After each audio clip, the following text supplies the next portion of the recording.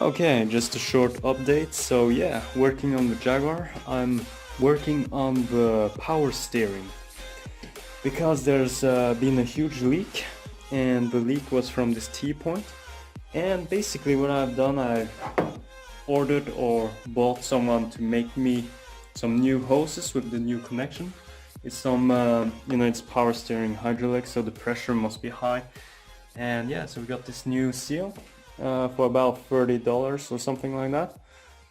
And yeah, and this was really in a bad shape because I mean, even it got ripped off. So yeah, at the moment, I'm just gonna throw away that old shit. I'm prepping to replace these hoses.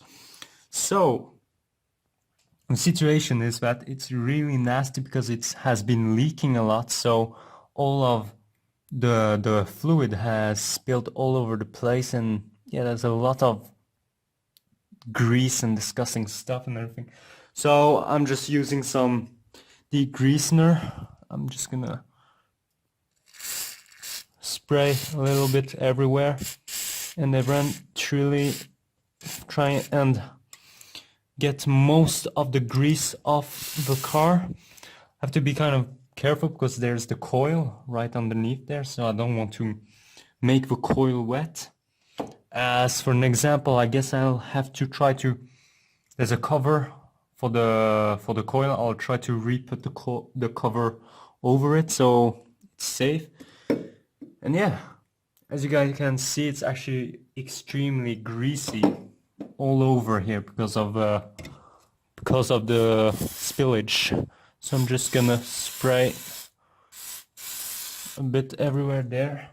And eventually I'll just go over with some paper and yeah.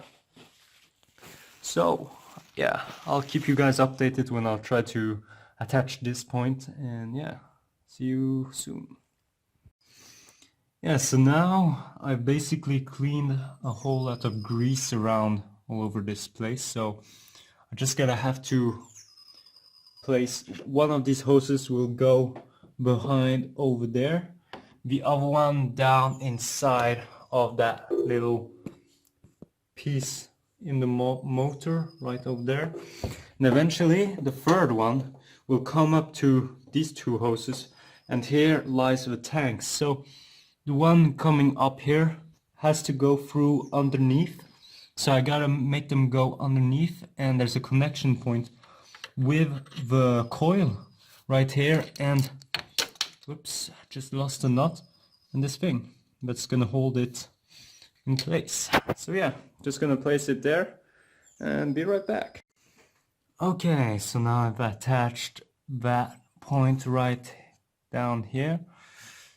It was extremely complicated because for some reason the thing that's holding the hoses, it's kind of a spring effect, so you had to press it down while you're gonna screw the thing, and there's literally no space at all for your hands, so I had to get down in there with two hands, and it was basically impossible. So it took me at least 10 to 20 minutes just to get that done. So yeah, now I just have to take this hose, bend it inside of here, eventually take that hose and get it over there. But before I do that, I'm gonna put some clamps, so eventually I would be able to make it tight enough so it won't leak.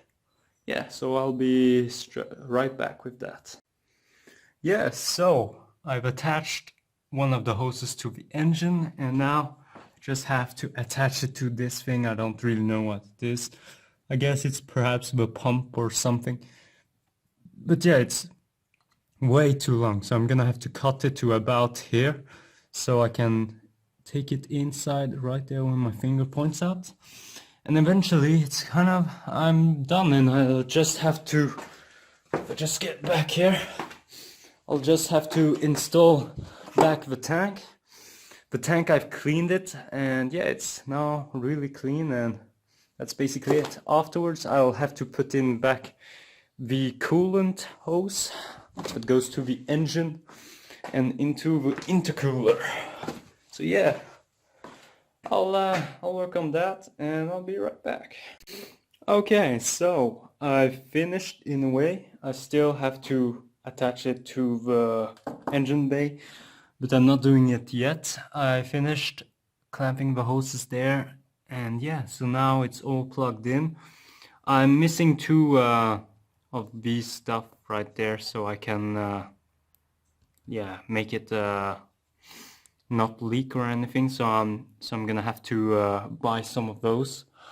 But now, right now, I'm just gonna let this loose and I'll start trying to get as much of rust as possible. I've bought some what's called some anti-rust. It attacks the rust and kind of try to make it stop and all. So yeah, I'll get starting on working that. So I'm gonna clean a bit more around here and start taking the rust. So yeah, that's it. Okay, so I've been working a bit more. Got the tank on the side. I've fitted in the coolant thingy for the intercooler, the whale penis, I don't know what you're gonna call it. And I've started working on the rust. So I've been digging all of the visible rust, all of the thing that corroded, and I've used some epoxy Brutonox, I don't know, so it would attack the rust. Eventually, when this dries out and next in 4 days or something, I start to grind up all of the metal to the bare metal and prep it to weld in some new pieces. The most complicated part will most likely be this point right here. So yeah, I've never actually welded, so this will be a fun experience. Yeah, but that won't be before a few days. Yeah, so eventually, once I've done that part, I'll start working on this side. There's a little bit of rust here too. Eventually, I'll go and try to take most of the rust. As you can see, most of them are actually from corners. For an example, corner bit. So I'll try to take as much rust as possible. And yeah, that would be fun, I guess. It's always fun to work with rust. But I have a huge problem. I have a huge oil leak.